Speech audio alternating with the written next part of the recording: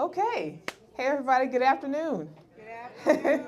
Or happy, I guess, Palm Sunday.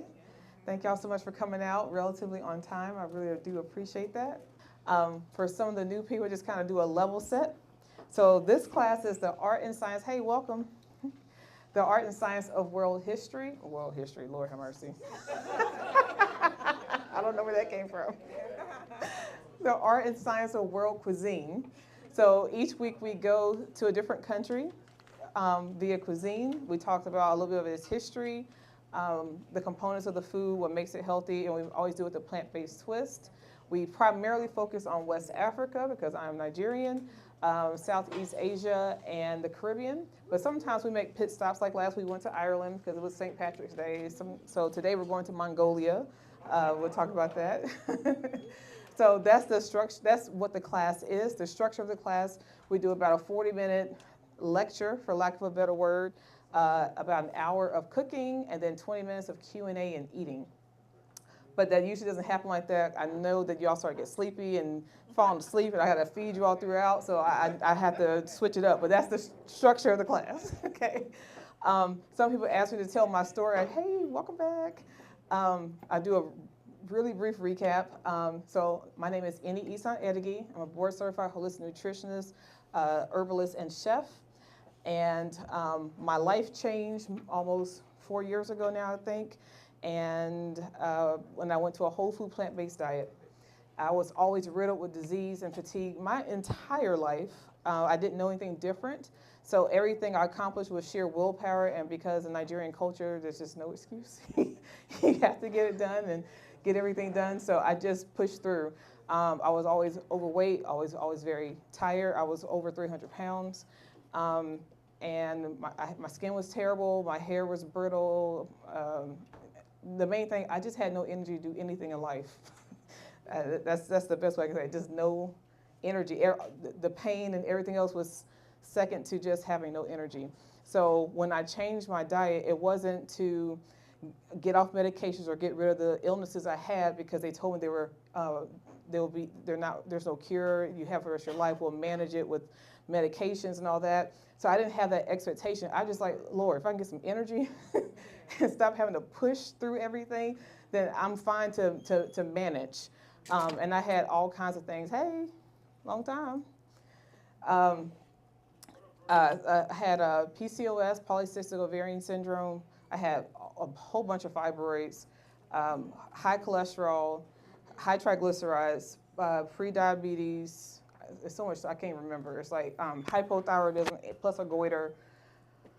I can't remember everything else. It was just everything. It was just like just a laundry list of stuff. Okay, I just was sick. My body was sick, and I felt like crap. So everything else is probably more. I know there's more things I just don't even remember at this point. Because when you feel better, you don't have to think about how you used to feel.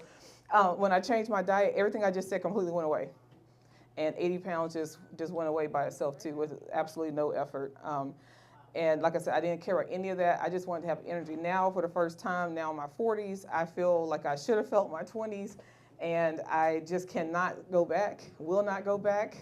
And so when I learned that, just through diet change alone, that you could have so much joy in life and so much energy in life, it became my duty to, I got to let people know, because I suffered literally my entire life. All my baby pictures, I was in the hospital. Like every picture, I'm bow-legged and cute and chubby in the hospital. So I just feel like I'm enjoying life and living life for the first time ever. So that's why I'm doing this class, to share this information with you all. I've been in school to be a naturopathic doctor after I did my nutritionist program, so I'm always coming from a naturopathic perspective. And I am not your healthcare provider, so anything I say here is for educational purposes. Please consult your healthcare team. If you want to consult with me, you can afterwards, but we are streaming live on YouTube, so I cannot say that on YouTube. But that's really that in a nutshell. I think that's good. Yeah, you'll get brought up to speed. Okay, so last week we did a pop quiz for the pre-midterm, and y'all basically failed, if you recall. You basically kind of failed. So I said, okay, is that really on you? Is that on me? I need to do a better job, apparently. So let's do a brief recap before we go into my favorite topic of all time today for our lecture portion. No, just the one I have. If you all could share handouts so everyone can get one. I printed out 30 of them. Somebody needs a handout. Hey, Yvonne, waiting on you. Hey, Ian. We're just getting started.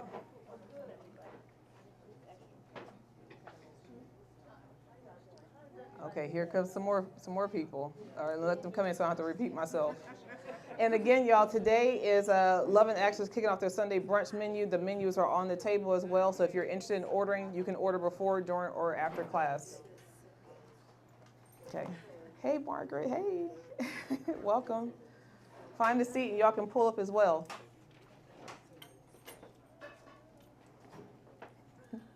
It's getting big, isn't it? I'm glad. So glad you're here, Yvonne. I'm so glad you're here. We're just getting started. I was reminding them of how they basically failed the pop quiz last week. I got my book. So we're going to do a quick little recap before we go into today's last topic before our actual midterm, and make sure you all can ask all the questions you want to ask. And again, the midterm is not really because we're getting graded and all that. It's really so that you're not just coming here to eat, okay? You're coming here to make actual behavioral changes, whether it be all the way fully plant-based or just making small changes so that you can see improvements in your health. Whatever that is for you, that's what I want to make sure that you're walking away with. So you just want to make sure that you're actually getting that impact. So you have to actually retain a little bit of knowledge along with tasting the recipes. So last week, I gave you all a blank plate, like a plate that you would eat dinner on.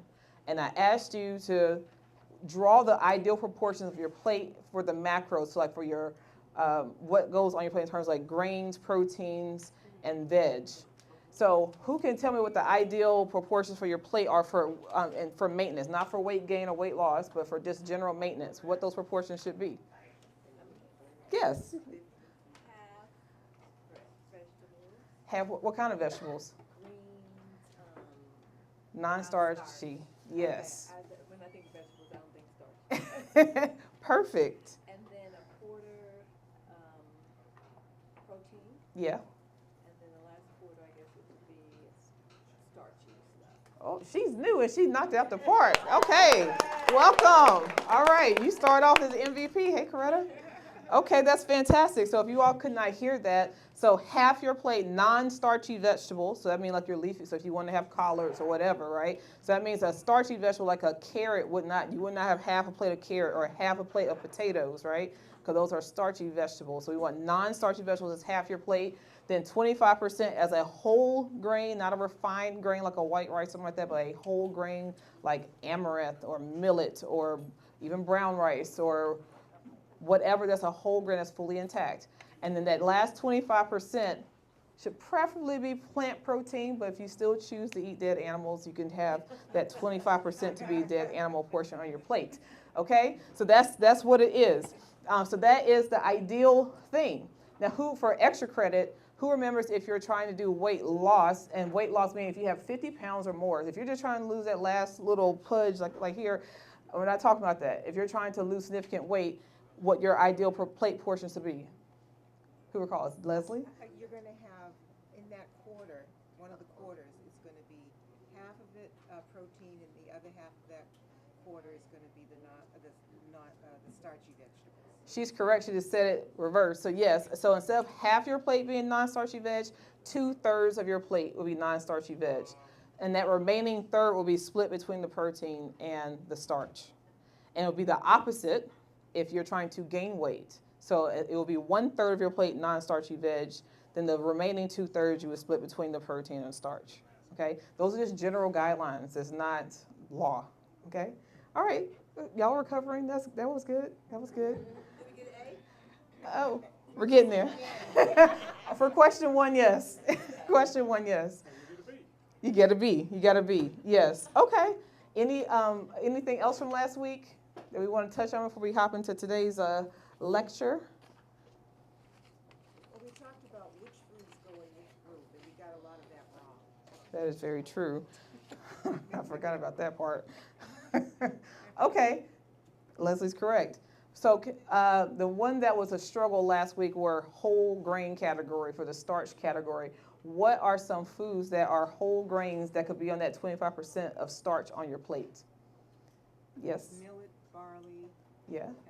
and She said millet, barley. I heard brown rice. Yes. Oats. Quinoa. we had Whole unrefined pasta. beets and carrots, were they on there? Beets and carrots will be in the starchy section. You can put them there. Yes. Anything else that's a whole, but specifically whole grains. Oh, 'Cause- rice, was brown rice? Brown rice. Yep, she said brown rice. Anything else come to mind? Sorghum, amaranth, fonio, all the ancient grains we've been talking about in here that you all skip over in the grocery store. That you should probably give a try. I have a hard time finding the fonio though. Fonio is in select grocery stores, so it's not like at a Food Line or something like that, but it's always at Whole Foods, Earth Fare, Earth Fare, Sprouts, and Organic Marketplace. It's not at any other grocery store. It's not like at Publix or Harris Teeter. Hey, y'all, welcome. Yes. Excellent. Excellent. Okay.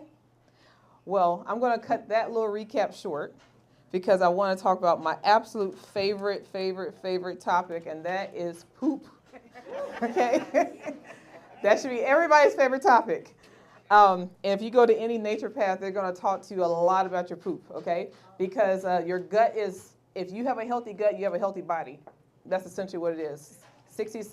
About 70% of your immune system is in your digestive tract. So when that's off, everything is off. If you have a weak immune system, you have a weak digestive system, you're sickly all the time, you're going to feel all kinds of problems because that's not in check. So you all have a very beautiful illustration here of different kinds of poop, okay? And I'll go ahead and start with the key. Everyone should be striving for type 4 poop. That's what we're striving for. Okay, yes. Or like a snake, so it's like the shape of your colon. So I know I've joked several times about you should not have a book stand or a magazine stand in your bathroom where it's taking you that long to eliminate, where you have time for all that. You shouldn't have poopery and all those things, right? I know we've kind of loosely joked about that, even though I'm being completely serious. I know how it can sound. But let's talk about more why.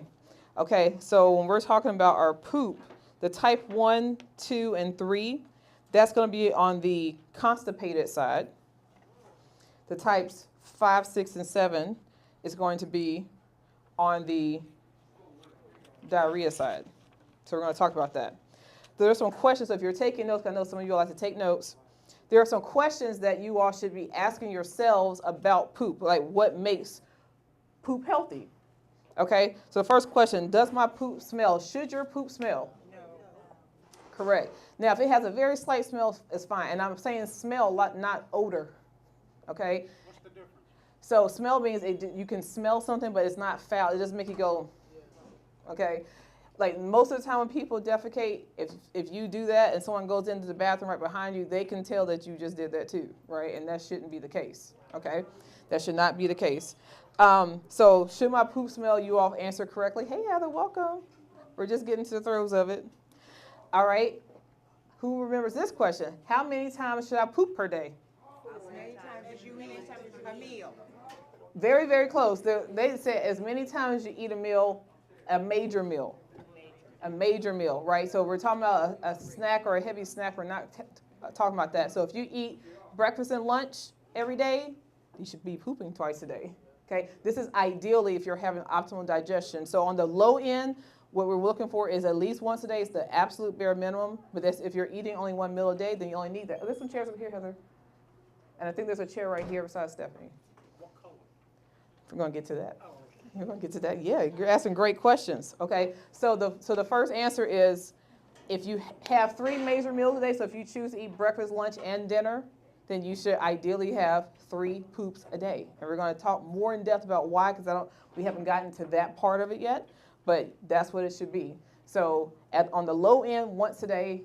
On the On the ideal end, it should be however many major meals you consume that day. Okay? All right. Should I poop as soon as I wake up? Yes. So the spectrum of that is as soon as you wake up to within 2 hours. Within the first 2 hours, you should be defecating, okay? So another thing, if you're not doing that, if you just train your body, if you just go and sit on the commode, and even if it might take a day or two, but eventually you can start to train your body to let it go. But you should defecate upon waking up. Yes, yes, you should. You absolutely should. Okay. Should I have to wipe more than once? No. You should not. If you're wiping 3, 4, and 5 times and it's still like there's problems, that is not normal. You're killing trees, okay? Stop killing all these trees and wet wipes. Clean up what you're eating, okay? You should only have to wipe once, max twice, if you just want to be sure that it was clean, okay? Okay. Now the question he just asked: what color should my poop be? Pretty. Healthy brown. A good healthy brown should look like a chocolate bar, okay? A chocolate bar. So when we're going to discuss the colors and what they mean, but it should be like my husband's skin color, okay?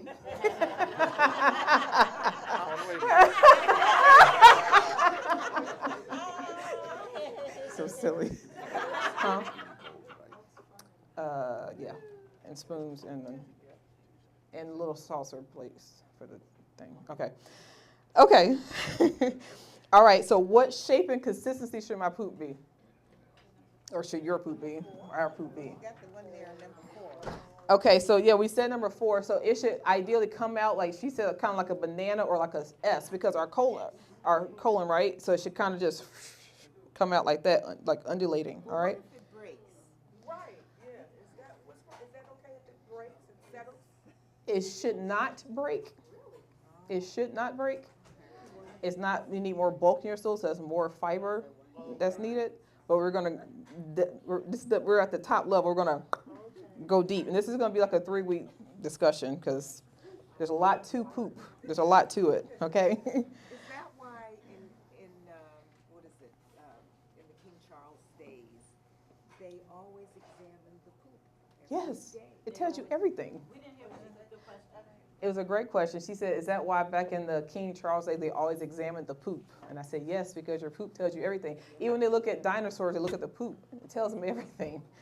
Your poop tells on you. So you can tell when your clients come and say, "Oh, I've been eating whole food, plant-based, and I haven't had any Coca-Cola, and I haven't had any candy." And I'm like, "Yeah, but that's not what your poop is saying. I'm looking at your stool tests, and that's not adding up with what you're saying. So either there's a disconnect, or you are telling me something else that's not fully the truth."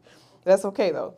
Okay, how long does it take what I eat to come out the other end? So from lips to rectum. 14 hours. What's ideal, or what's the range? 18 is ideal.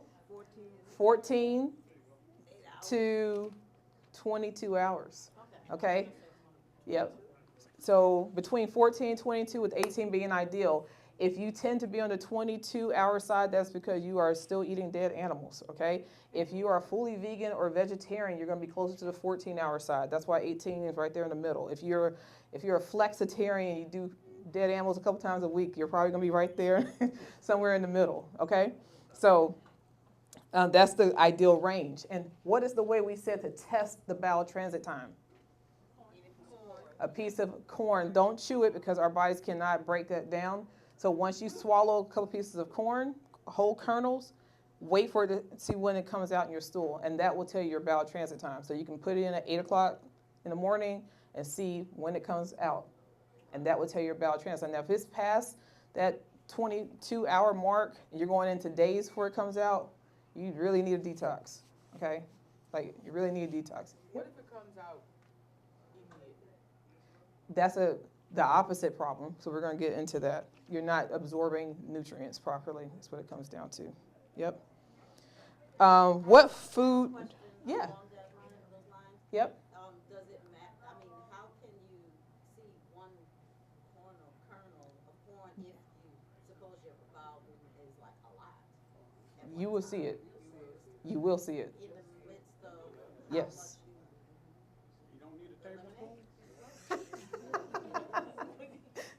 You don't need a tablespoon, no.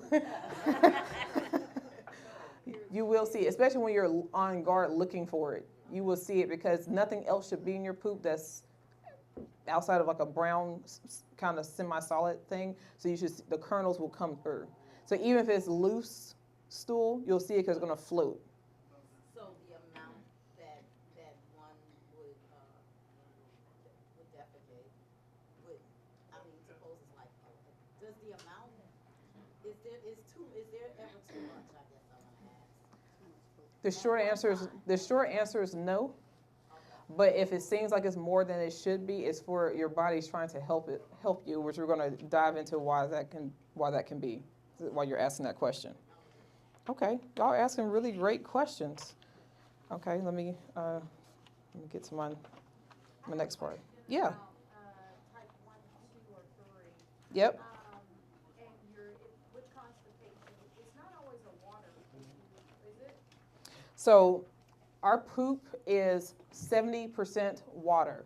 So when there is a type 1 through 3 issue happening, the first thing you have to make sure is that the person is actually properly hydrated. Not that they're saying that they're drinking water, because that does not make you hydrated, right? But that the body is actually hydrated because 70% of the stool is water. The other third is organic solids. So that's number one. So that is most of it.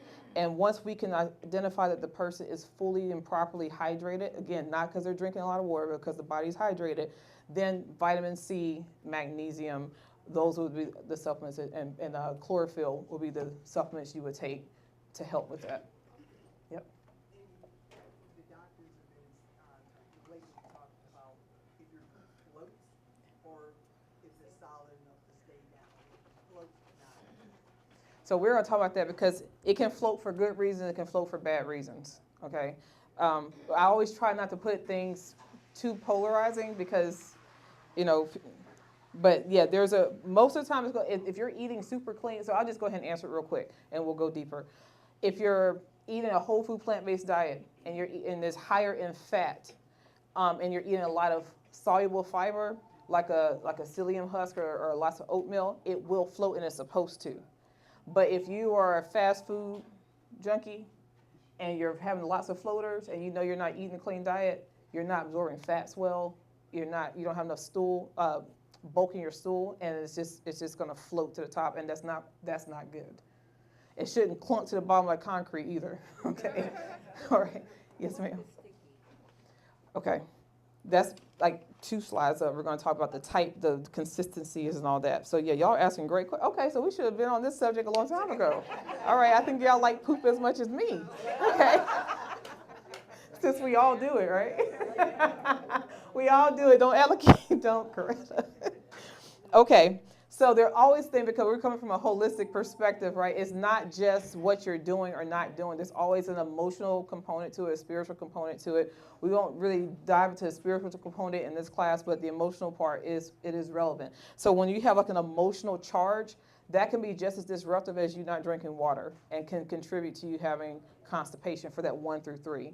So in clinic, if the person is showing signs of constipation and we can make sure that they're actually properly hydrated, that they have the supplementation I just discussed, like chlorophyll, vitamin C, and magnesium, and they're still there, there's some type of emotional component there that's not being addressed, usually like some type of really bad stress, and that really does put stress on the body, and you can stop functioning. Your body responds to how you feel, and it can start performing that way, so that's not something to be taken off. Hey, Sheila. Hey, come on. We have some chairs over here. Hey, welcome. You feel free to order at the front. Okay. So any questions on that? So it's usually some type of trauma, too. When some type of traumatic event has happened, too, that can also lead to constipation, the types 1 through 3 poop. Okay? Any other comments on that before we go to the opposite side?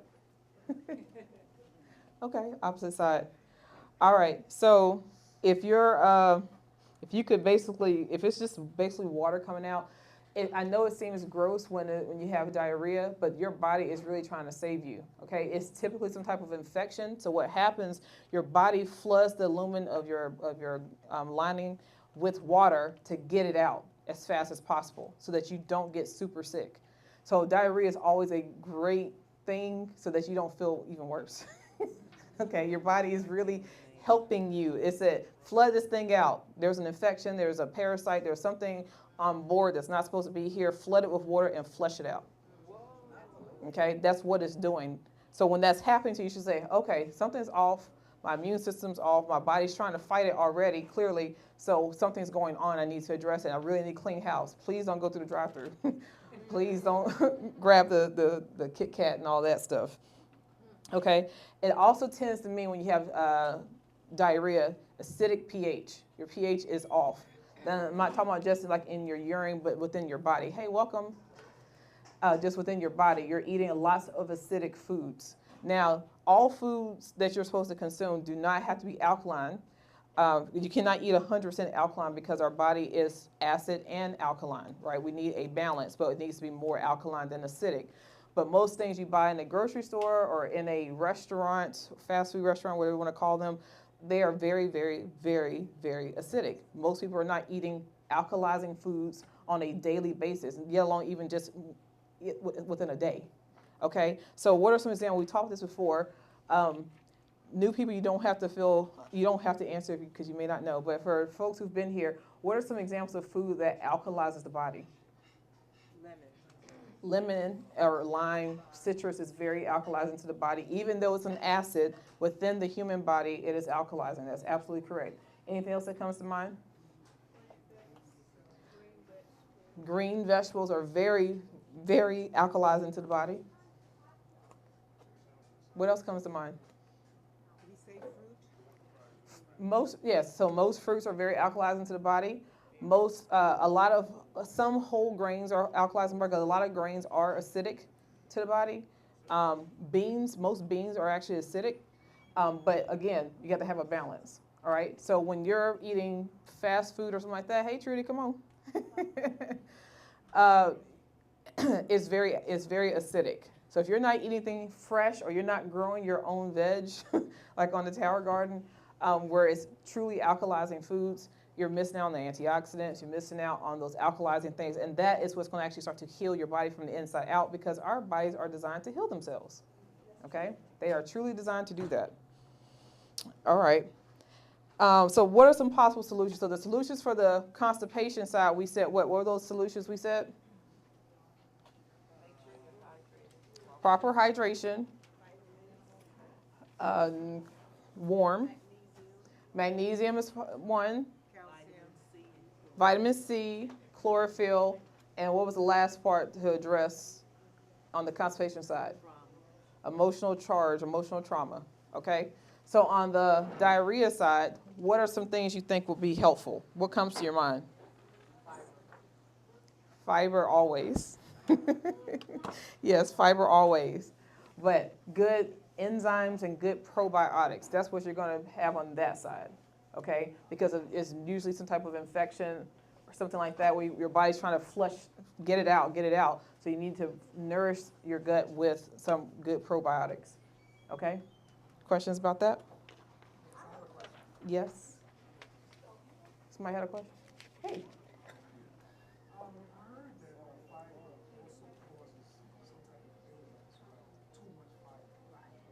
So that's what they say when you're eating a standard American diet and then you start eating more fruits and vegetables, that transition to eating more fiber can cause some discomfort or doesn't feel good, but it's not because you're eating too much fiber.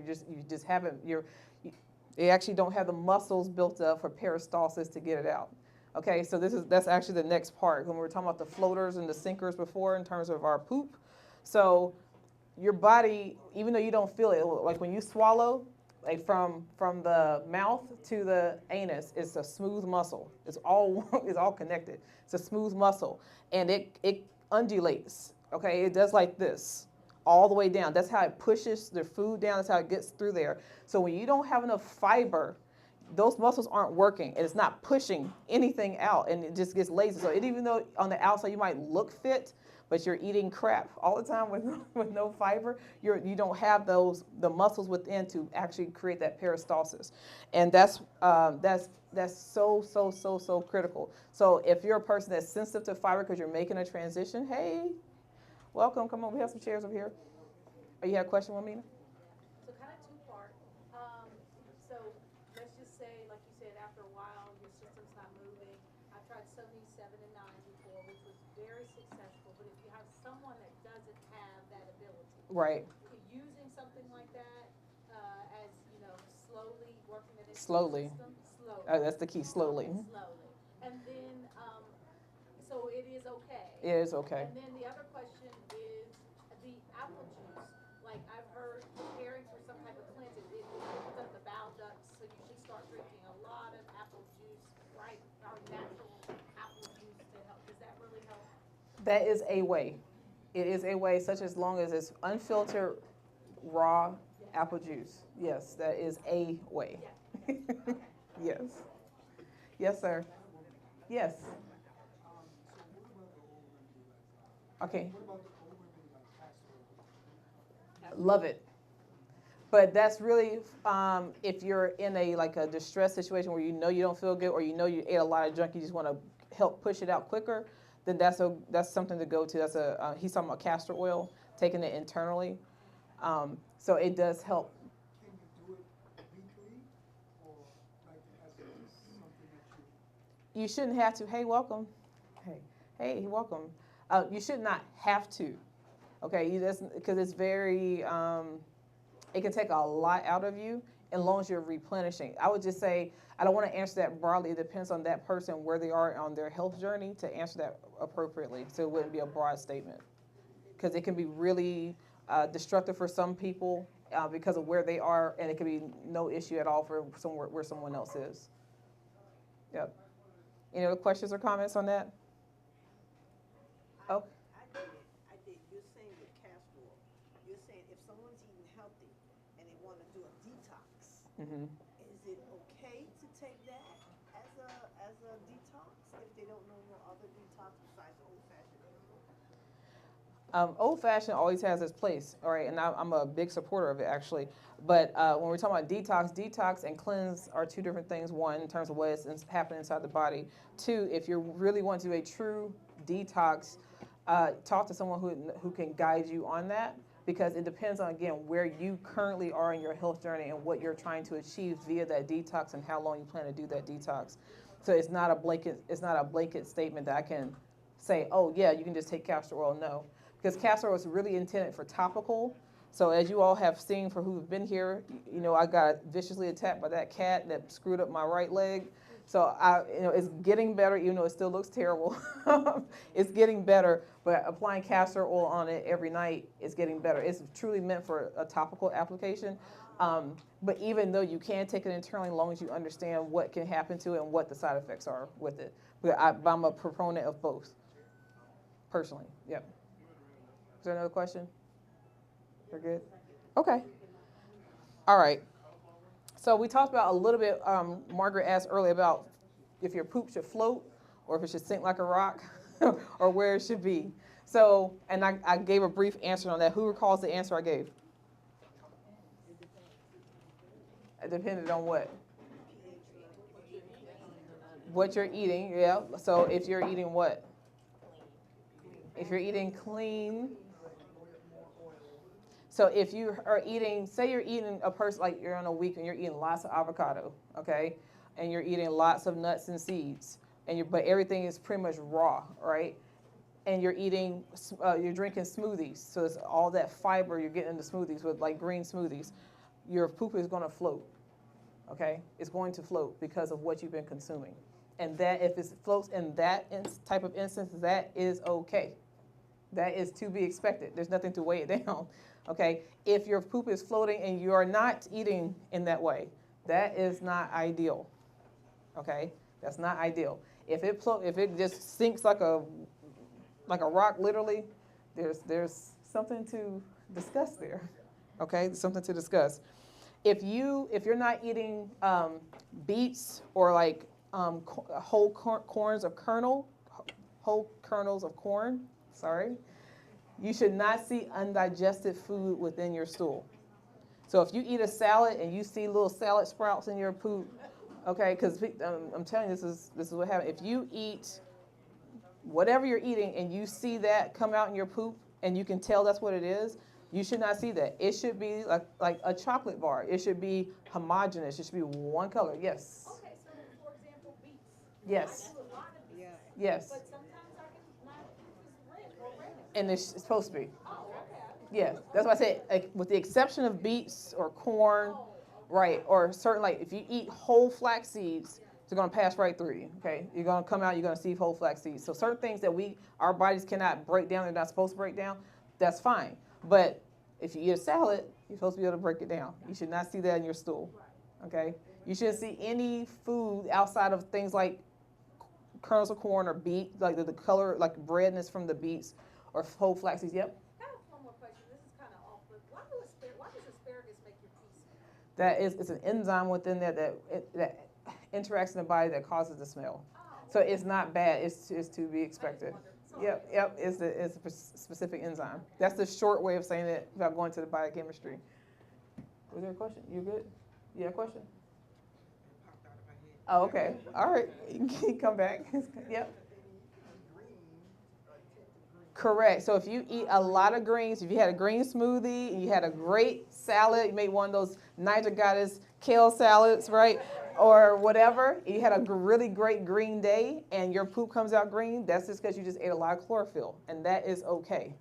Okay? That is okay. So if it's red because you ate a lot of beets, and that's through urination or through defecation, that's to be expected because you just ate beets, and that's what it does. If you eat a lot of greens, it's going to be green, and that's okay because you ate a lot of greens, right?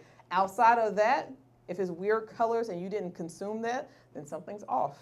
Okay, we're going to talk about colors in a second, but I just want to make sure we understand that there should be no undigested food particles in your stool. Yep.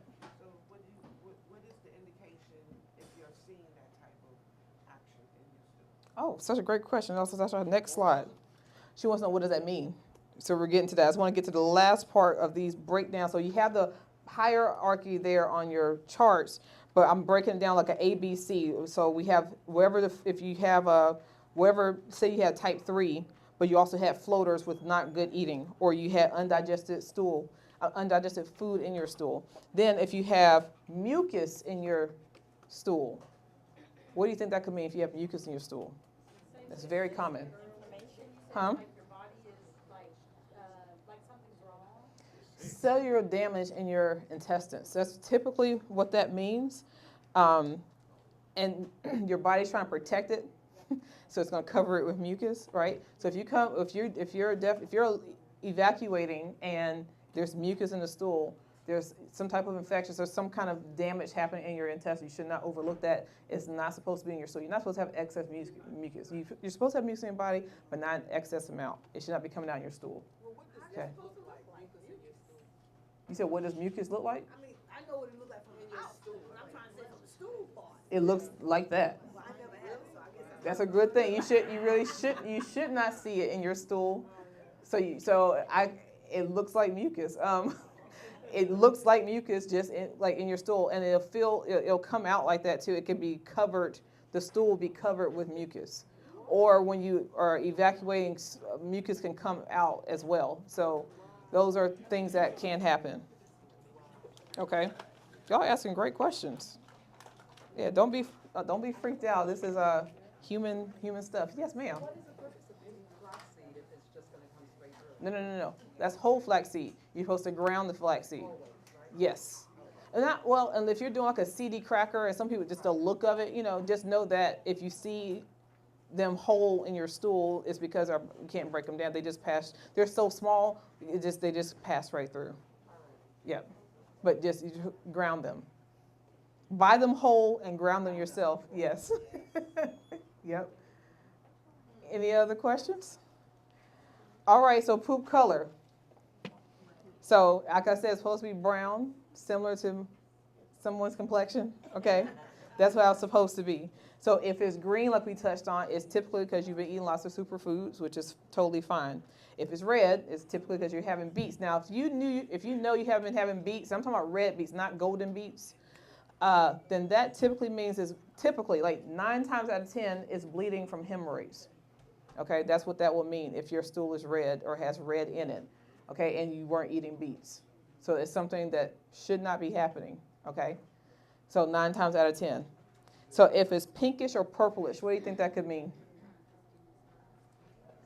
Pinkish or purplish? That is a bacterial infection. Okay, and it's not supposed to be that color. Okay, y'all are frowning up like y'all are funny. Huh? Huh? Yeah. Yeah. It's very interesting. Okay, if it's yellow, if your stool is yellow, it's some concern.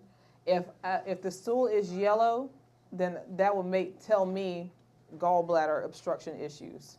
Okay, that's what that's going to tell me. Some type of inflammation and infection there. That's going to be the main thing. If your stool is tan or beige, what's up? That means you're not absorbing fats. No, the rest of the CMOS right here in the front, right here. Right here. You see it? Okay. Not absorbing fats, isn't that good if you're not absorbing that? No, that's not good at all. What color is that again? If it's tan, like beige or tan, you're not absorbing nutrients really, but you're definitely not absorbing fats. And again, that goes back to your gallbladder, a gallbladder issue and a bile duct issue. Okay? If it's gray or white, that's definitely, that doesn't mean that, Sharon. It doesn't mean that.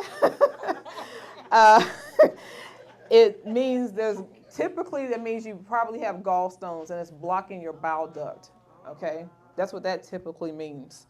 Again, that's because that blockage is preventing the bilirubin. Bilirubin is what gives it, and bile gives it the color. It pigments that's what pigments the stool, is your bile duct. And the bile duct, think of it as like detergent, like a oil that just keeps everything nice and clean and lubricates, such as long as you provide it with what it needs, right? So if that gets obstructed or blocked, and it's typically because of gallstones, then that's why it can be that color. Okay. Again, this is not 100% of the time. This is 9 times out of 10 what that means. Okay. Now, if your stool is actually black, that's a definite problem. That's some type of internal bleeding, and you should make sure you get that checked immediately. Okay. All of these you should get them checked. Okay. But if it's black, you're probably not feeling great on top of that. But that usually means some type of internal bleeding, and you need to get that looked at very quickly. From things you just mentioned, what type of doctor would you see?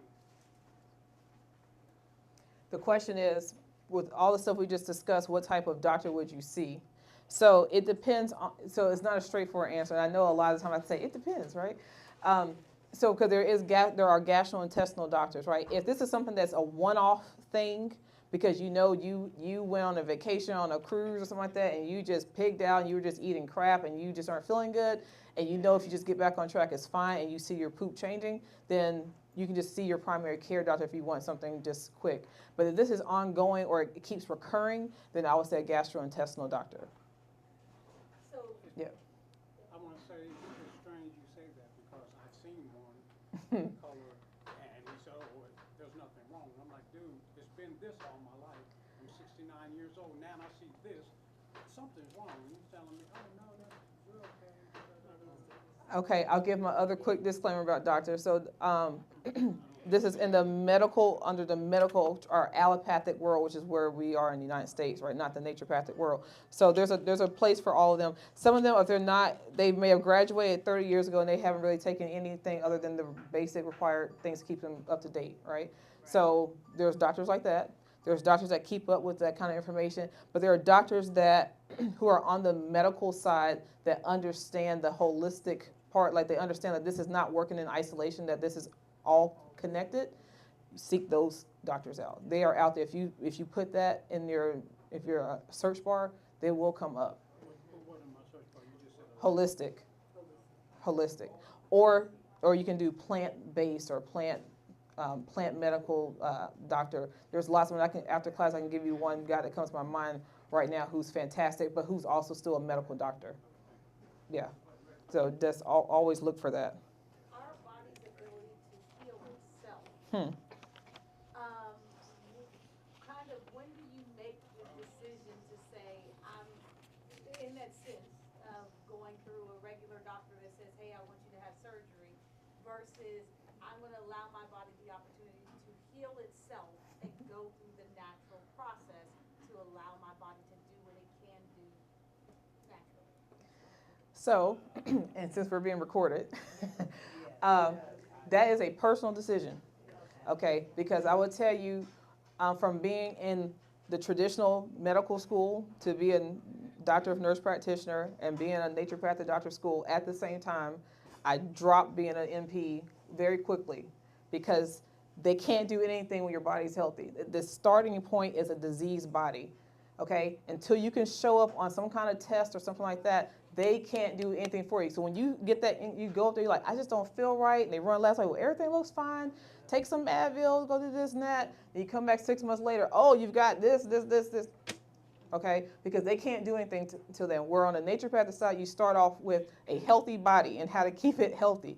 So when our whole system is based on not trying to address the root cause, but to do symptom management, which is what allopathic care is, then you're going to feel scared because they're only going to give you the tools that they have in their toolbox. All right, it's not that they're not trying to help you, but they go to school and they learn how to do it a certain way, and those are the tools they have.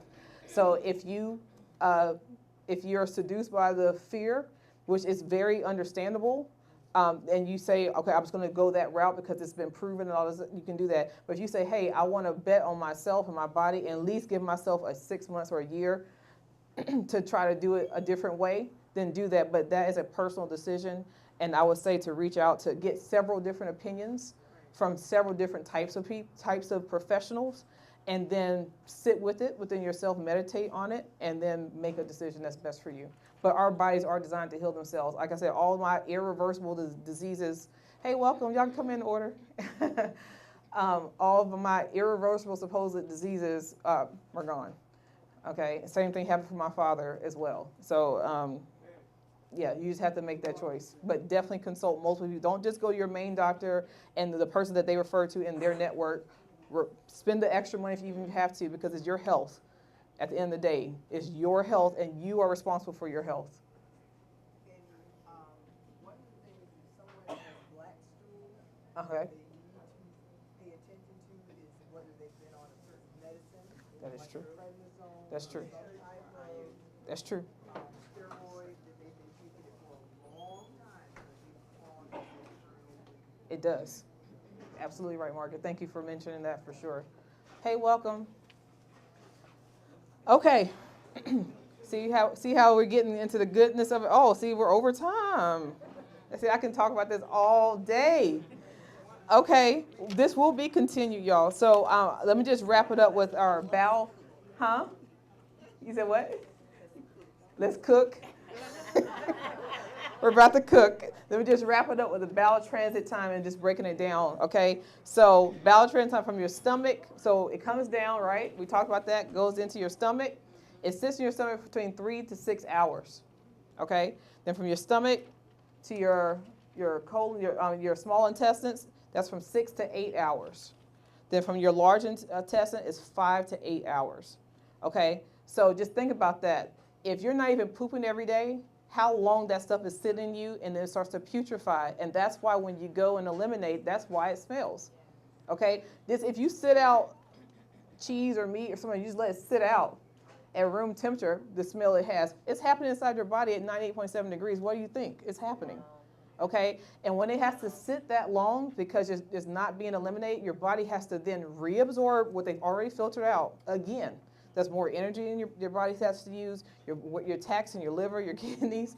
You have to, because you're having to reabsorb crap that is supposed to have already been eliminated. Okay, so bowel transit time is essential for health, just to know where you are. So I highly encourage you, if you're not sure that if you eat 2 or 3 meals a day, that you're not pooping 2 or 3 times a day, or at least at the bare minimum pooping once a day, that you test to see right now where you are. Swallow a couple pieces of corn, get organic. Please. Organic. All right. You said the large intestines is 5 to 8 hours, Mm-hmm. and then that's it. Oh, well, Then that's the. on the biggest level, yeah. Okay. On the biggest level. The small intestines where you actually absorb nutrients, but we'll go into all that. What's going on? I need it back though. Okay. Yes, for the corn, everything organic. But especially corn, because most corn is GMO. So we want to make sure that not only is it not genetically modified, that's also not sprayed with the pesticides while you're trying to test this out. So they do sell organic non-GMO corn, right in kernels, so you can just eat that, swallow that. Okay? All right, is that enough poop talk? All right. Okay, let's get to the food. All right. So thank y'all. We'll touch on that next week, and then we'll do our recap for our midterm, and see where we are. I don't know. Depends on y'all. I don't want to give it to you next week and everybody fails. Okay, let's just want to make sure everybody feels good about it. It's coming soon, probably 2 or 3 weeks. Okay, so today's trip, we are going to Mongolia. Who knows where Mongolia is? Okay. I heard China. Yeah. So it's north of China. Okay, it's in Asia. It's between China and Russia, right? It is literally between China and Russia. So Russia is to its north, China is to its south, and Kazakhstan is to its west. Okay? So it's actually the largest landlocked country in the world, actually. Okay, so that's Mongolia. That's a quick tidbit for Mongolia. So I take it no one's been there. Huh? Tibet. Uh-huh. You're funny. What's in Mongolia to see? You said what? What's in Mongolia to see? He said we're going to go visit. I She understand. said nobody in there has been there. I'm assuming no one's been since it was kind of crickets. But that's where we're going to go today for our trip. But I'm going to start with our dessert first because it's got to bake. We're going to do a blender sweet potato pie. So today and next Sunday, because they're holidays, we'll be more indulgent on our recipes because we said what percentage of your food at a minimum should be staples? What percentage? 80%, right? 80% or more should be staple foods. 20% or less should be indulgences, right? So when you have these types of holidays where people tend to be more indulgent, here's a healthier twist on something that's more indulgent. So when I'm saying indulgent, it's because it's more calorie rich, right? It might have more sugar or more salt or more fat than we will be comfortable with, but because it's an occasional indulgence, it's okay. So we'll still do it plant-based, we'll still do it the healthy twist, but it still be considered an indulgence for those reasons, okay? Because it's calorie rich. All right, so let me wash my hands. Oh, so for folks returning, you see our new setup here, right?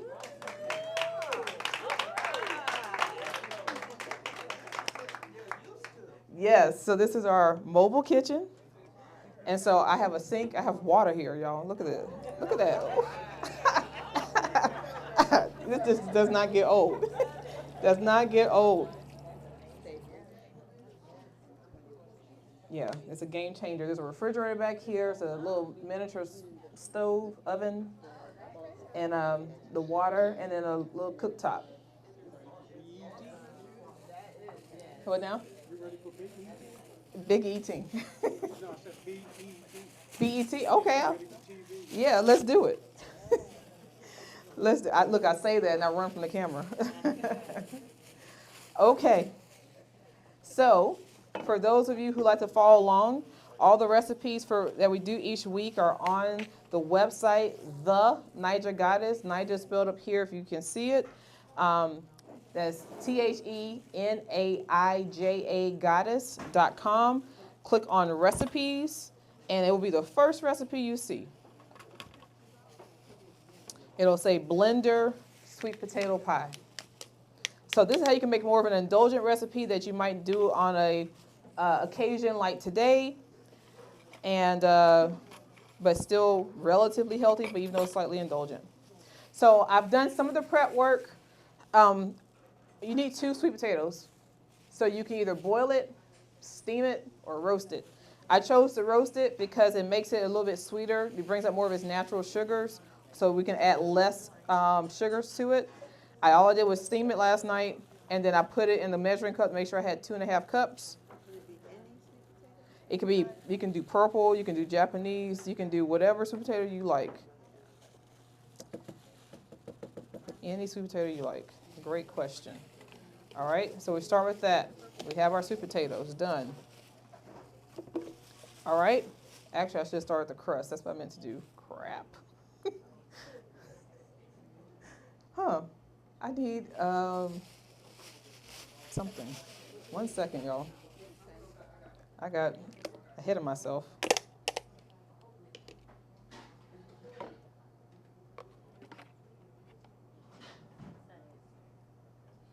All right. Is my husband still around? Okay. Yeah, can they just rinse this out, please, and dry it out? Oh, here it is. Damon, I need you to rinse and dry this out as quickly as possible. Okay, first thing we're going to do is preheat our oven to 350, and we're going to make the crust. Now, luckily, y'all, through the magic of TV, I've already made this in advance, but let me just get this together. So we're going to put this on.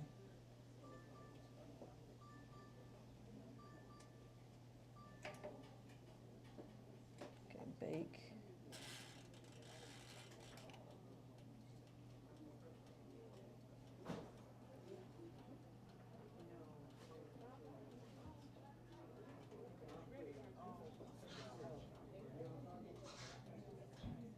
Okay. All right, so the crust is very easy. We just take some, is it dried out? We're going to take some graham crackers, and even though this is indulgent, it's still organic. Okay, so no excuses, y'all. It's still organic. I brought the boxes. You see, big, bold, organic. Okay. Where you find that at? I got this particular box at Whole Foods, but I've seen this box also at Food Lion.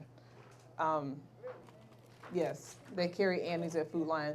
And if your Food Lion doesn't, then you talk to your produce manager or your grocery manager, and they will make sure it's in stock. I went to Aldi's. Oh, yeah. I've never asked at Aldi's. Oh, okay. So I was like, now, wait a minute now. I thought y'all was, and he just was like, no, we don't do that. So I thought maybe. Is he in charge? No, I should have talked to the person. Ask the person that actually orders. Yeah, they want you to spend their money there. Okay. So it's in their best interest. Yeah, to do that. So anyway, so it's a very simple crust. All we're going to do is take the graham crackers and blitz it with some melted butter and press it. Now, I know in my recipe I said to add in some sugar to it, but because these already have a little bit of sugar on them, I just didn't feel like we needed to do more. Thank you so much. Really appreciate that. One, y'all never have to ask, but this particular one is BioLife. Okay, there's no cow breast milk in this. Okay, it is from coconut oil. All right. So I'm going to go ahead and kind of pre-blitz this while this skillet heats up to melt the butter. And I'll go ahead and let you all know for our Mongolian dish today, I have made these meal prep kits so that you can go home, you just buy it. I've already chopped up everything. Everything's already portioned out. So you can go home and make it, because a lot of y'all like to leave class and go to the grocery store. So you can just go ahead and just get it. There's 4 servings in there. So if you so choose. Huh? No, just the main meal. I haven't done meal prep desserts. I didn't know if that was going to be a thing. Except for Sharon.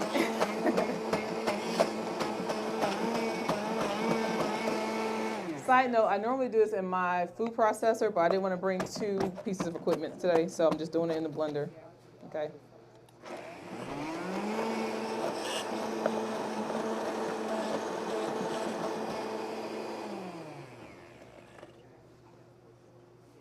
Mix it some.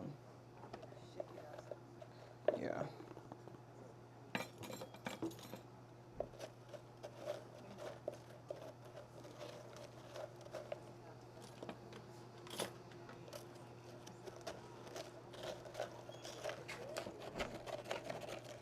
Hey, beautiful.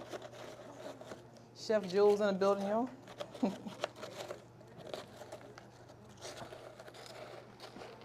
She does no oxtail Fridays here at Love and Action Cafe.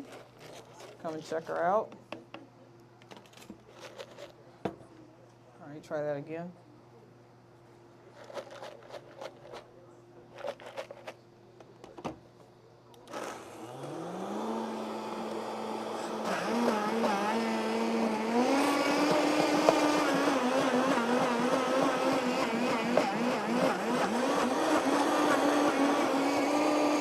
There we go. All right. So we just need I think it's, what does it say? Keep me honest, a half cup of butter? Are y'all following along? Half a cup of butter. Half a cup. Okay. I just put in 20, I know I put 18, but you put 18 to 20 graham crackers in.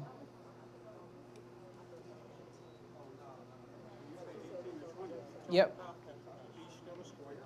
No, like one sheet, each sheet. Yep. One pack of this is 10. And I put 2 packs in. Yep. Yep. All right.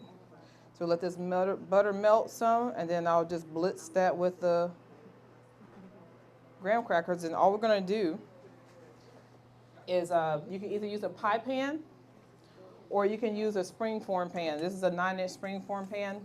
I like it, it's just really easy to come out and it's easier to cut, but you can use a traditional pie pan if you so choose. And so once this fully melts, we're going to just press this in and bake it for like 10 minutes, just until it sets, and let it cool while we make the filling.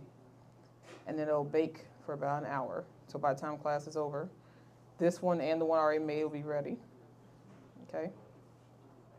So have y'all ever had a sweet potato pie without eggs and dairy butter and all that? They are the best, and then they sell some here too. They're quite good too. But you can do it. You can do baked goods, and I'm a former trained pastry chef, so when I went to pastry school, culinary school, everything was with eggs and butter. That's all I learned. So learning how to cook differently, it actually tastes far better. Maybe I'm just biased now. It's a good bias. Thank you, Ramona. Yeah, that's what I'm talking about. All right. My miniature. I love miniature stuff. Y'all don't even know how much stuff I have in my house for cooking stuff. Y'all have no idea. Oh, my goodness. All right.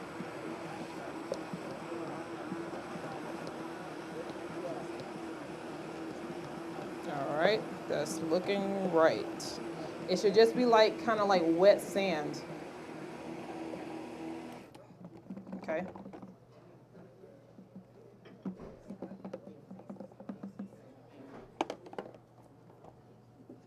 All right.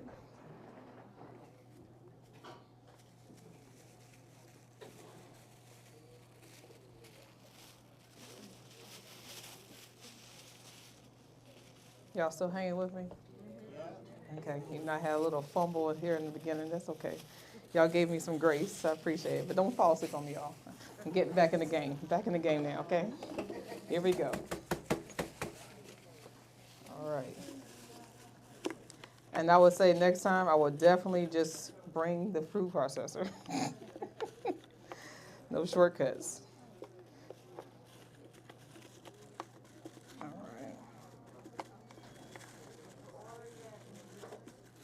I didn't hear you, Darlene. Oh, I have some. It's shameful. Like I've told y'all several times, I'm not a material type person, but kitchen gadgets are my weakness, and high heel shoes.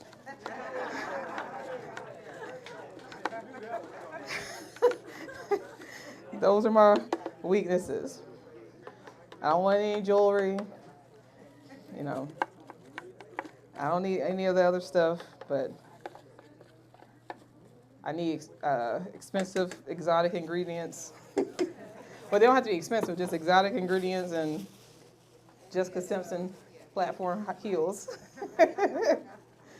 All right, so as you can see, we're just gonna push it You want to make sure you push it as evenly as possible so that you don't have little divots. And it's okay if it comes up on the side a little bit. You actually want that because when we pour the filling in, it's going to need somewhere to rest up against.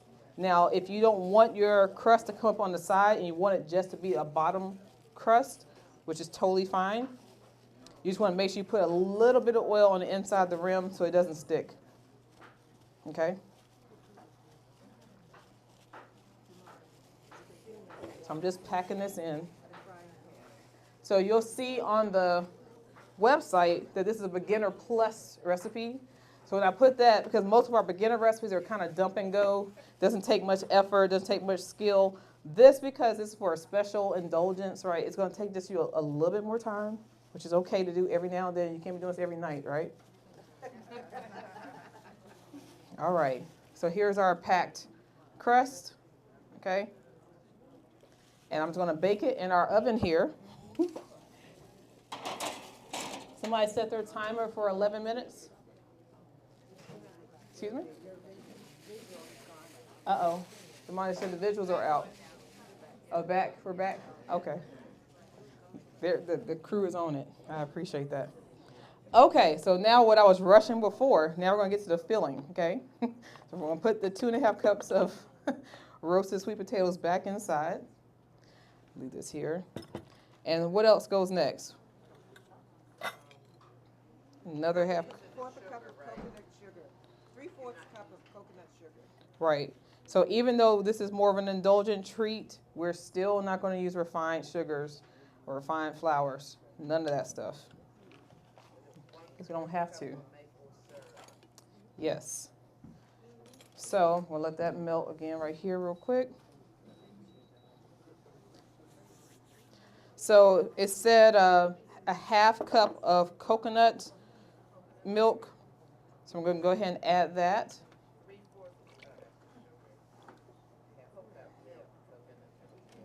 Yep, y'all are looking good. Skip the maple syrup. Oh, I skipped a lot.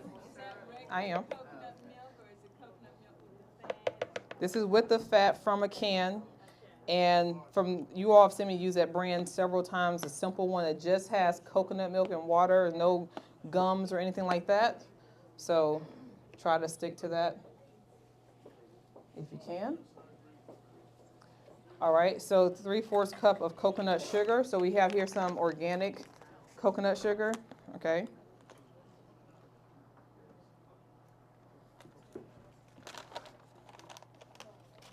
Now, they say coconut sugar is a 1-for-1 swap for brown sugar, but because brown sugar is still refined and mostly genetically modified, we don't want to use that. We want to use unrefined sugar that still has all of its minerals and vitamins fully intact. Okay. So here's our coconut sugar. Huh? Yeah. Yeah. Come again? You absolutely can. It takes a couple of days. Yep. But you definitely can. And how is that coconut sugar brown? I mean, the inside of the coconut is not brown. So some of it is toasted. Yeah, when it's going through the refining process, it's from the nectar of the coconut, and the nectar itself is brown. Have you seen coconut nectar? No, the nectar. Yeah, the nectar of the coconut, like so from the coconut tree, the nectar. I mean, yeah, from When they coconut trees, but I don't. Where's the nectar at? in the tree, the sap of the tree. Yes, the nectar. I'm thinking about syrup. No, not the coconut fruit. But in the coconut tree. In the coconut tree. I like you. Oh, okay. So now we're going to pour a 1/2 cup of butter that's melted.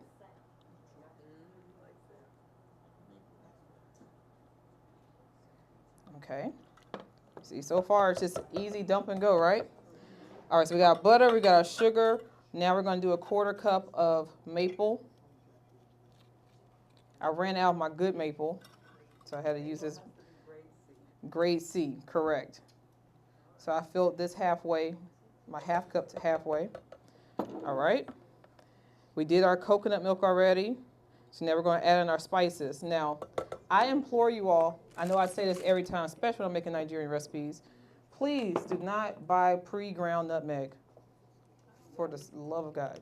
Okay? Please don't. Just don't. Just don't do it. Okay, first of all, this is organic nutmeg. It lasts forever. Okay? And the flavor is just not comparable. It's just not comparable. In fact, I don't even know what that other stuff tastes like. It's so, okay? And it doesn't take that long. So you just get a microplane and then just grate the nutmeg, okay? You on YouTube, that really lasts forever? You're right. It, it has a long shelf life, as long as you keep it in a cool, dark place and away from any moisture. It can last for about 2 years. And you can get a nutmeg, for all those that don't like to do that, you can get a nutmeg grinder. I have a nutmeg grinder that you just turn, and the nutmeg falls out. It's small. Look at y'all sharing tips. That's fantastic. Keep sharing them. Did somebody set that alarm for 10 minutes? Because I'm already smelling it. Y'all about to have me burn this in front of y'all. Y'all trying to set me up? I thought y'all loved me. Oh my God. Lord have mercy. Let me. It don't smell like 5 minutes. I don't trust y'all's clocks. I need to trust my nose. Let me see what's going on here.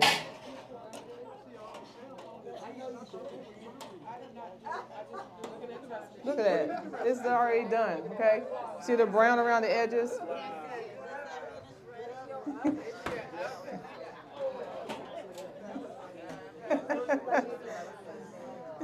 Okay. I'm like, this is smelling done. Okay. Trust your instincts. That was a lesson there, okay? You don't need a timer. Okay. So we had a newbie ask a question. So I just reused this. I like to use Ceylon cinnamon because the cinnamon that was originally in this box is cassia cinnamon, which is known to be loaded with lots of heavy metals. So you don't want to use that. But I buy the Ceylon cinnamon in bulk, and so I just pour it into these containers. Ceylon cinnamon is the cinnamon that you want. Ceylon. Cinnamon sticks are great, such as the Ceylon cinnamon sticks. Okay. Yep, that's preferable.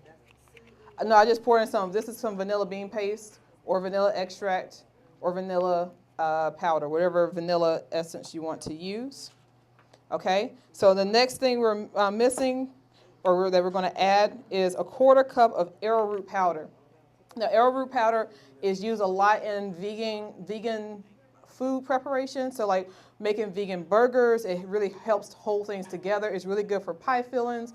This is essentially the egg replacer, okay? But what is arrowroot powder? It's the binder, right? Because when we're replacing the egg, we said an egg does 3 things. What are the 3 things an egg does? Not float. wrong topic. He went back to our poop conversation. Okay, so egg, it binds, that's correct. What are the other 2 things that an egg does? It adds moisture, and what's that last thing an egg does? It adds structure for it to, yes, right. So whatever recipe you're doing, you have to understand what that egg's purpose was. So we don't really need the egg to rise, or like to add that type of thing. We just need to hold it together, right, for its binding capabilities, and that's what the arrowroot powder is going to do. Now, arrowroot powder.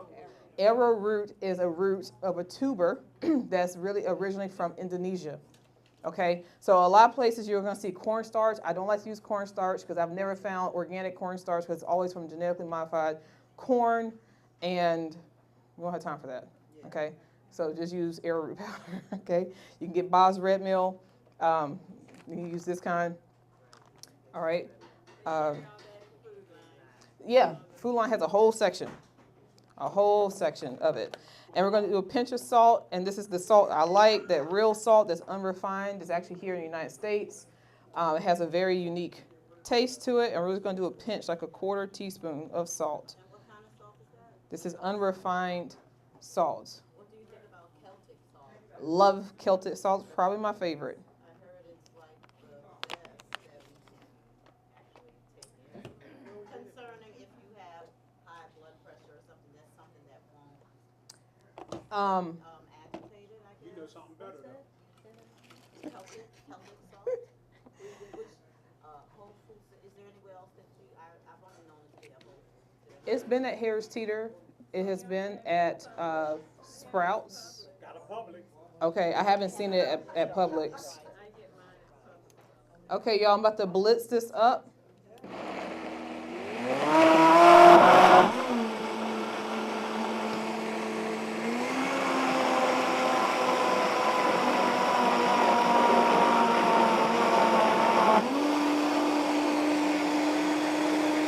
We had coconut milk in it. Yep. And that's just to add more depth in the texture for creaminess.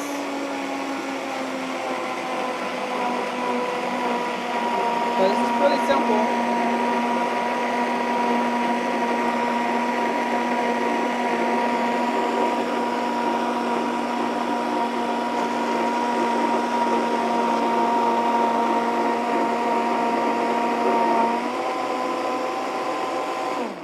All right.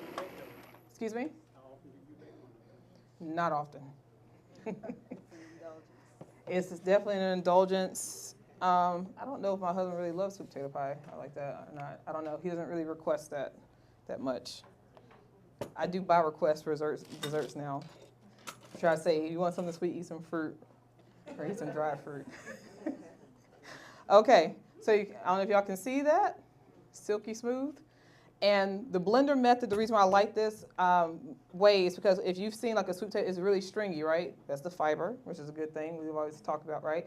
But when you blitz it like this in a high-powered blender, there's no stringiness, okay? And it lets it just sit up and set. Now, the key to this is once you let this bake for about an hour. Oh, somebody's. That was the timer. Oh, y'all just ain't been burnt. Look at, see, y'all set me up. Where's the love? OMG. Come on, Sheila. No, I'm just kidding. Okay.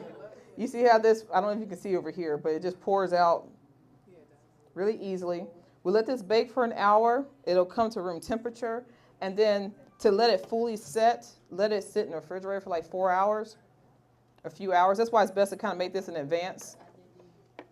But for a special holiday, this is, that's something you would do. You would put that extra effort in. And then it's still pretty wholesome for it being an indulgence.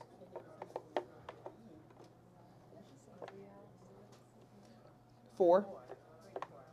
Yep, 3-4 hours. All right, I think I got most of that out. Now, I'm trusting my measurements in front of y'all. I didn't taste this, but I think it's good. All right, I think we're good there. So I'm just going to just even this out, come back over here. Y'all can see? Yeah?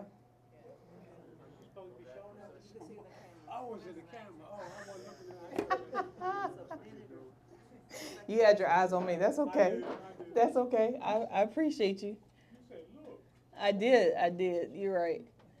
Now let me see. Is this on 350? There we go. There's 350. All right. So this is gonna bake, and y'all gonna be smelling sweet potato pie. I put 60 to 75 minutes. Now, like I've told you all many times, so the most important tool in your kitchen is a sharp chef knife, okay? Because the most dangerous one is a dull chef knife. The second most important tool to me, biasly, is an oven thermometer, okay? Most of your ovens have been in your place since you moved in or prior to you moving in, and it will change temperature over time. So like at home, my temperature on my stove is 25 degrees lower than what it is. When I put it on 350, it's really on 322, okay? And for baking specifically, it just will ruin your desserts. Buy a $5 oven thermometer and see where it is. I had another oven where it was 50 degrees off. So it can be wildly off. If it's off by like 5 or 10 degrees, it's okay, but just know where that's at. So that's what's wrong with your oven? That's what's wrong. Sometimes you can fall in the short like it still doesn't come out right. It's probably your oven temperature is wrong. Okay? Let's see if we can go ahead and somebody can rinse that out. All right. So that's done. So now we can get to our very quick dish in Mongolia. All right? Since that's where we're going today. So if you go back to the website, that's the other recipe. Okay? So y'all can keep me honest there. What's the first thing we're going to do? I'm going to go ahead and let this heat up for a second.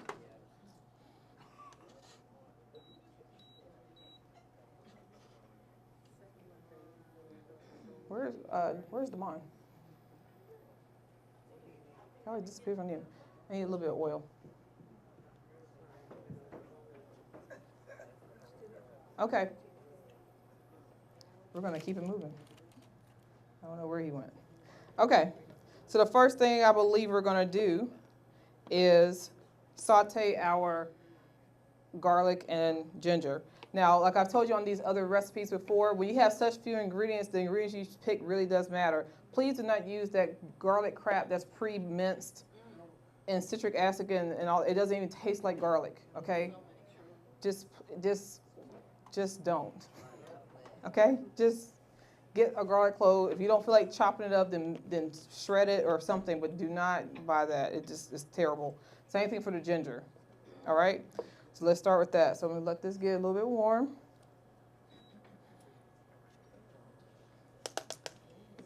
Thank you. That's perfect. That's fine. We'll work with that. Thank you. Can you substitute the broccoli for spinach? Whatever you want. Yeah. This can be a great clean out your refrigerator before my vegetables go bad recipe. Absolutely. Absolutely. This is just more traditional what you would see in this type of stir fry. So the key here is this Mongolian sauce. So you may have had it. It should kind of smell and taste familiar to you all.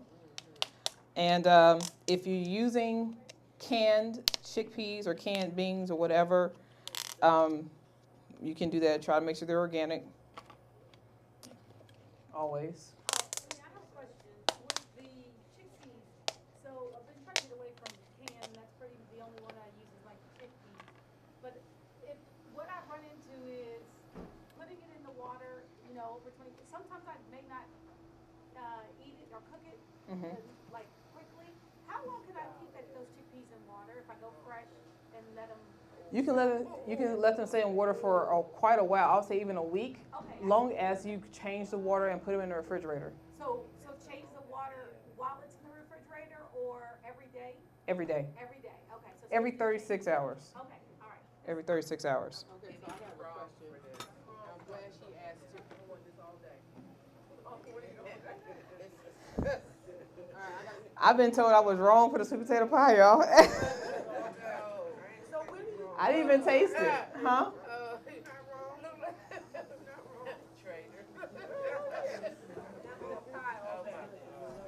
Okay, apparently the pie was a hit. Hopefully you all think so.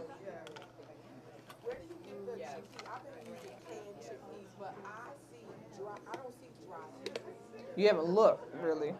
Oh, it's absolutely everywhere. I haven't been somewhere where they don't have them. Dry chickpeas? Are they in a bag like the regular bags of beans? They come in bags or they come in jars. Yeah, absolutely. So maybe like at the Asian market. They're definitely there, and they're cheaper there, but at regular grocery stores. They are absolutely there. I'm telling you, Food Lion. I just bought some from Food Lion. Okay, I'm gonna come back. And how do you make them? Like you were just saying, soak them in water and that's it? I'll tell you. You soak them in water, and then you can use an Instant Pot, or you can cook them on a stove. Yep, and then keep that water, that aquafaba, because that's an egg replacer. Yep, and you can store it. Okay. All right, y'all not keeping me honest. Okay, we have garlic. See how you see this, y'all? Y'all see, this is my new people. You see how easily they get distracted, right? They gotta be focused on the mission. Okay, you gotta be focused on the mission here, y'all. Okay, it's good. Okay, it's probably not as good as Chef OG, but it's something you can do in a pinch, okay? It's something you can do in a pinch. And you see it's very simple ingredients. All right, let me turn this up some. Uh-oh. That's what happened. All right, so I've sauteed my garlic and my garlic and ginger. What's the next thing it says to do? 1 red bell pepper chopped into half-inch sticks. Yep. And bam, I have our organic peppers already chopped. So if you have the meal prep kit, I personally hand chopped all of these for you. Okay. We got the broccoli and we got the bell pepper.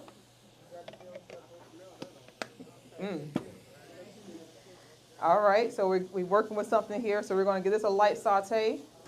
What does it say to do next? So now I think I'm supposed to cover this, right? Yeah, I think it does say it. So we're going to cover this so that the broccoli can quickly kind of steam. And once it turns bright green in about 2 minutes, then it's basically ready. We don't want our broccoli to still be green when we eat it. It should not be turning brown or just looking sad. It should still have some crunch to it. It should not just be floppy. Okay? So this is super quick and easy. You can do this at any time. And we're going to serve this today over wild rice.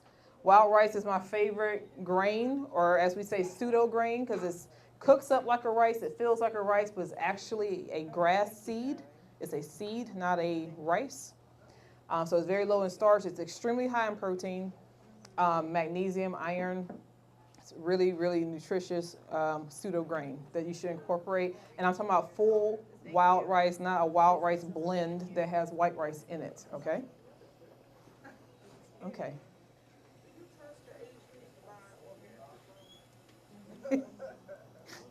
I can't answer that on TV.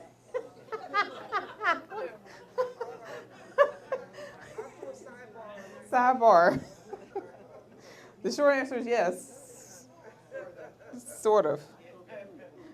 Okay. Now, I call this Mongolian chickpeas. Now, typically, pre-vegan lifestyle, it was Mongolian beef and Mongolian chicken, okay? So chickpeas, if you're making a transition, then I put there optionally that you could add something like a soy curl to it because it's still very minimally processed. There's only just one whole ingredient. Still really high in protein, very no fat in it actually. It's been completely defatted. But it gives you that chicken feel with the chickpeas.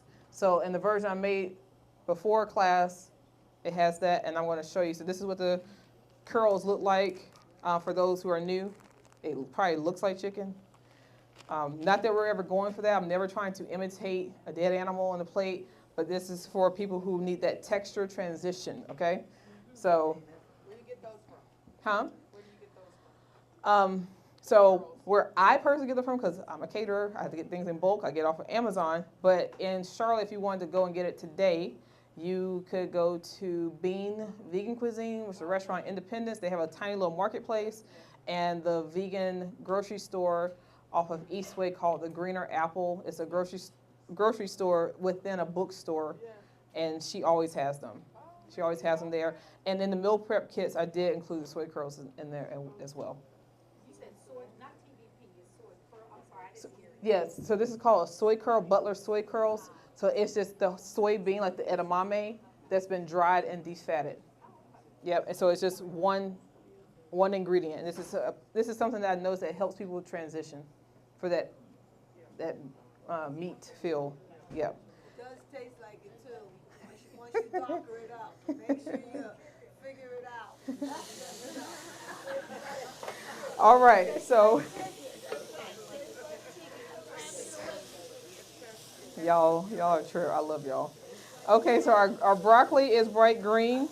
So what's the next step? What do our instructions say to do next? Okay, so we're going to add in the chickpeas, and we're going to add in, since we have them, the curls.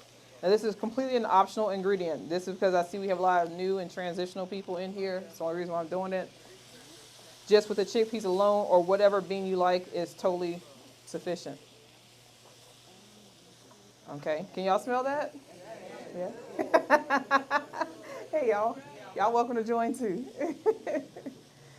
Y'all more than welcome to join as well. Okay. Just gonna add a touch more.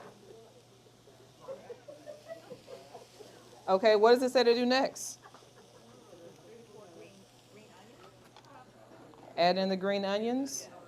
Doesn't say add the sauce in yet? Okay, that's what I thought.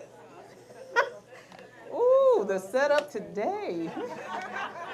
Wow. Okay. All right, so I'm going to add in the sauce that I had already mixed. Uh-oh. The arrowroot powder.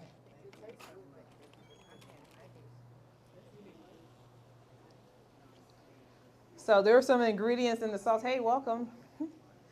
There's some ingredients in the sauce that you may not be as familiar with, so I'm going to run those by you while I try to get this arrowroot powder at the bottom of it. So we have soy sauce. So if you're soy-free, you can use coconut aminos. If you're gluten-free, you can use tamari. And tamari is just soy sauce that does not have the gluten in it, okay? And, of course, you also see what? Organic, right? No excuse. Okay, no excuses. But like I said, if you're soy-free, you can use coconut aminos, and you also see it is organic, all right? Made from coconuts. The other ingredient you'll see on there is, well, it says dark soy sauce. Now, this is an ingredient that you have to get from an Asian market. This is not going to be in your regular grocery store, okay? So in the meal prep kits, again, that's included. It tastes like a molasses soy sauce type of thing. So why it's used often, you'll see it in most restaurants. If you've ever been to an Asian restaurant and had like for example, like the Mongolian beef, and it has that rich like caramel color, they use this dark soy because it's like it colors the food, right? That molasses color without being artificially colored. So that's what they would use that for. So that's why we have the 3 tablespoons of soy sauce, tamari or coconut aminos, to 1 tablespoon of black soy sauce, or dark. No, it does not. This one doesn't. The sodium part, that's another conversation, because you shouldn't have to worry about that super much. Long. Yes, but Gravy Master uses a lot of chemicals, and it uses artificial coloring. It actually uses caramel extract, one of the ingredients. So it's not advised unless you just decide to do that as one of your very rare occasional indulgences, Yvonne. Okay? I'll be trying to turn the color a little darker so it doesn't look so. Yeah, you can use something like gravy, but you can also use like a dark soy sauce as well to do that same thing. Huh?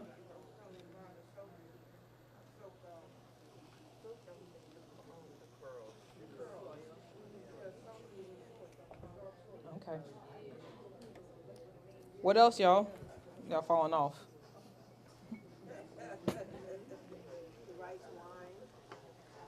Rice wine, I did not write on there. I just put a quick note at the end because you always want to check your seasonings for stuff before you serve it to people, okay?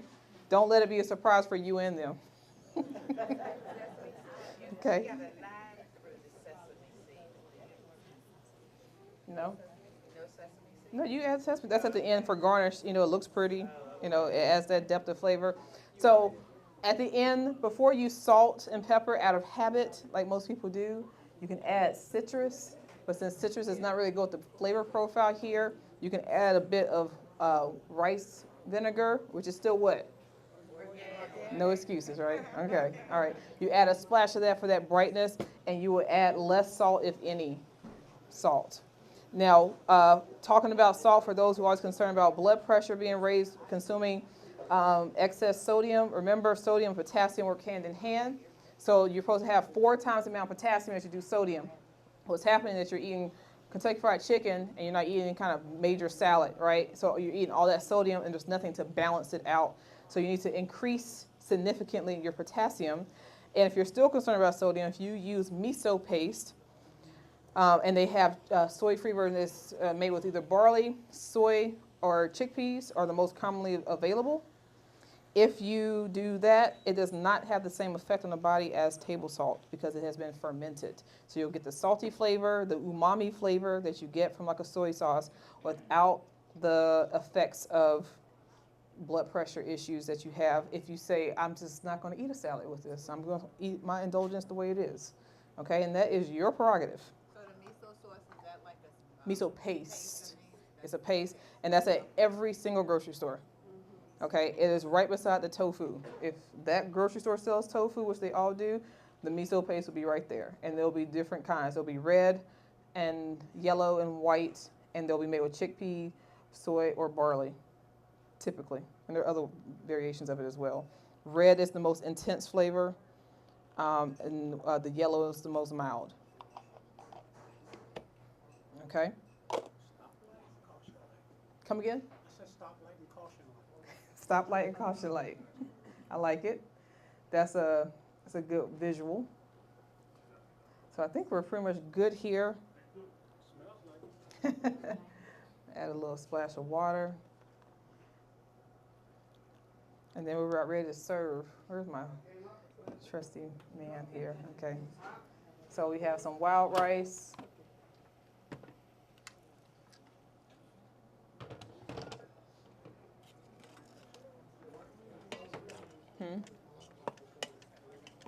Gloves. Oh, this man, good throw away.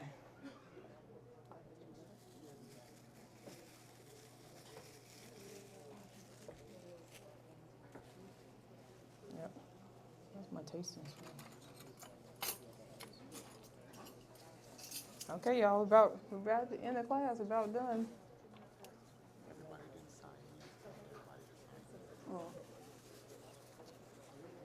Okay.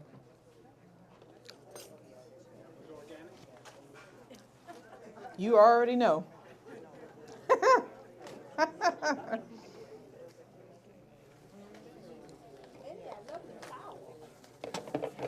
You love that beautiful tower garden over there that we grow all of our herbs and vegetables on? Yes. You have dandelions, right? Dandelions on there, and nasturtium is on there. Arugula is on there. Red leaf lettuce is there. See how different the letters look when you do your own?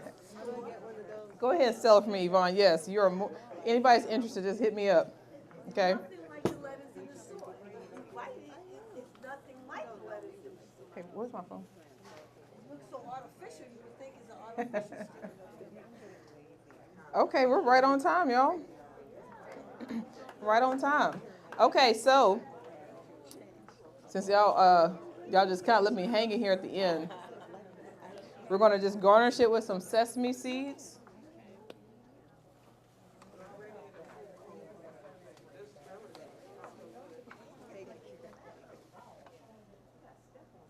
Now, for my OGs, what was so special about sesame, especially if we take it in the tahini form? What is it really, really high in that we can get in a plant-based diet? What is that nutrient that is super high in?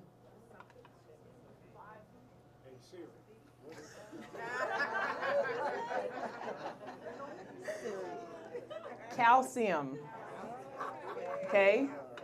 This is one of the highest plant-based sources of calcium. So if you consume tahini, and I'm not talking about like a drop, you actually consume some actual tahini, then you will be getting way more calcium than you are getting in a glass of dairy milk or breast milk, which is what that is, okay? That's just a reminder that clearly y'all did not remember, but it's okay. It might be there for extra credit. Might be there for extra credit. Okay.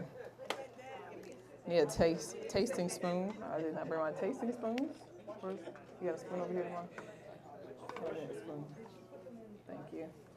All right, y'all. So since we are here at the end of class and you're about to taste this, do you all have any questions, huh? Yeah, question over here.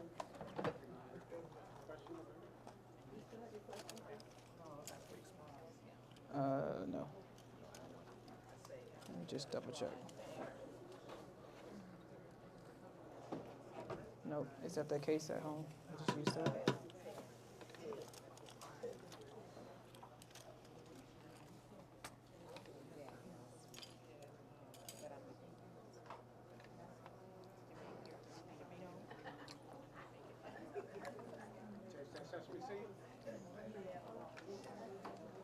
It's good. So I just wanted to say, for all the baby mouths, okay, it's only 1 teaspoon of red pepper flake for the whole thing. So I guarantee at least 5 of you are going to say it's spicy. But it is literally 1 teaspoon of red pepper flake. So proceed with caution for if you know you're sensitive to it, okay? So we are good to go. Mongolian chickpeas. So we're using Mongolian sauce and flavor profile. Might add 1 more splash of soy sauce. I think we're good. Tastes pretty good.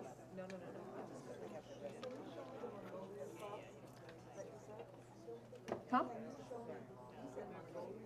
That's what we made. Yeah.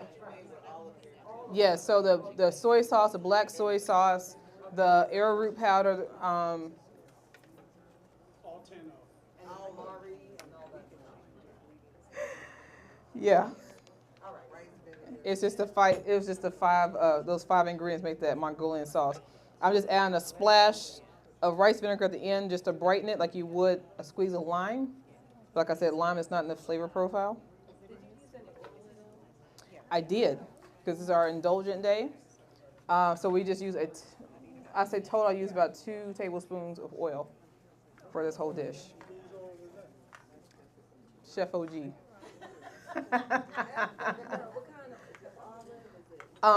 This is butter, non-dairy butter. Yep. Y'all thank my husband for doing all what he's doing. Get y'all fed, and then if there's still not enough, so this is gonna be at room temperature because I already made it when we got here, and then if there's still people who didn't get fed, y'all can eat from the fresh pot, or me and my husband will actually have dinner tonight. One of the 2.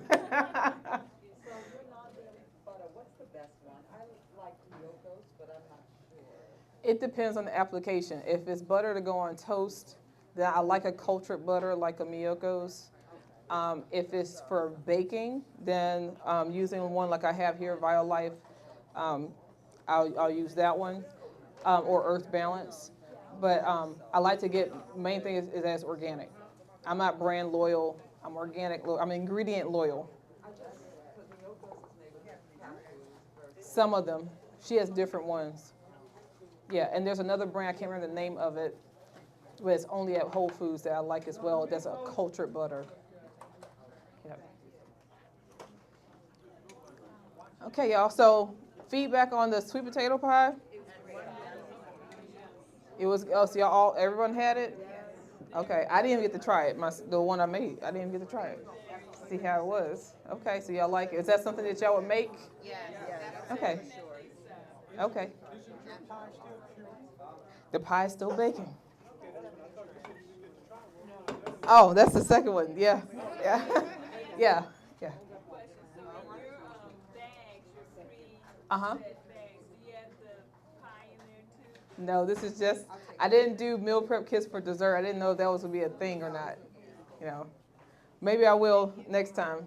Because this week, for those who came in a little bit later, this week and next week will be more of our indulgent weeks since these are holiday weeks and people tend to get with family and eat more indulgent things. So I'm showing you a healthier twist on the indulgences. So it's not that you can't ever have them as long as they're not your staples, right?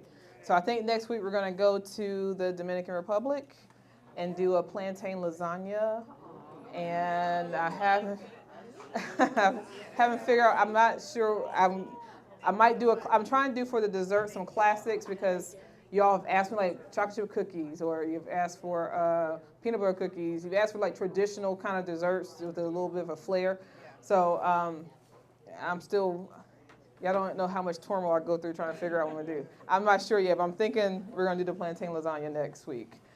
I think we're gonna take a cruise. Let's cruise. Yeah, so I used to live in the DR, and this is something I had many times, and I'm putting a little Naija flair on it. So we'll see what y'all think about that. It's either that or we're gonna go to Senegal and have some in Yassa.